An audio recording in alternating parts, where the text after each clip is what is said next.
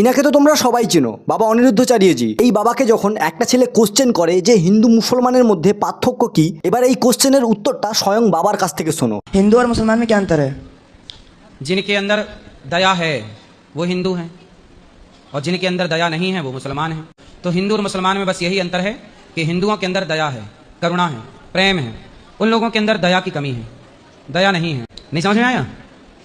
नहीं। जिसके अंदर दया है वो कौन है?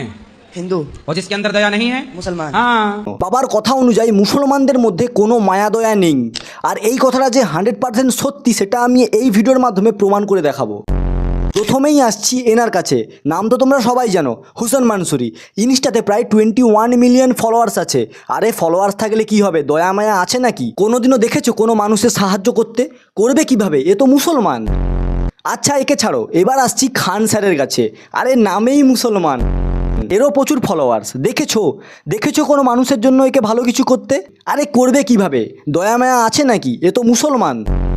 আর শুধু এরা দুজন কেন, এটা এটা এটা আরও না জানি কত আছে। এদের কারো মধ্যেই দয়া মায়া ছিল না, কারণ এরা মুসলমান।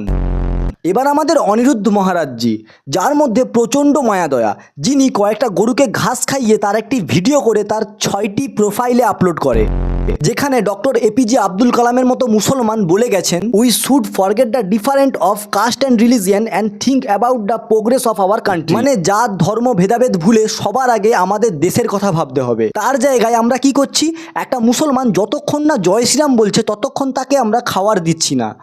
আরও অনেক কিছু আছে, পুরোটা বললে একটা লং ভিডিও হয়ে যাবে। শেষ একটা কথাই বলবো, যতদিন ধর্মের নামে মানুষের বিচার করা হবে, সেই মানুষের আর সেই দেশের কোনো উন্নতি হবে না। কথাগুলো যদি আমি ঠিক বলে থাকি, ভিডিওটাকে লাইক করে শেয়ার করে দাও।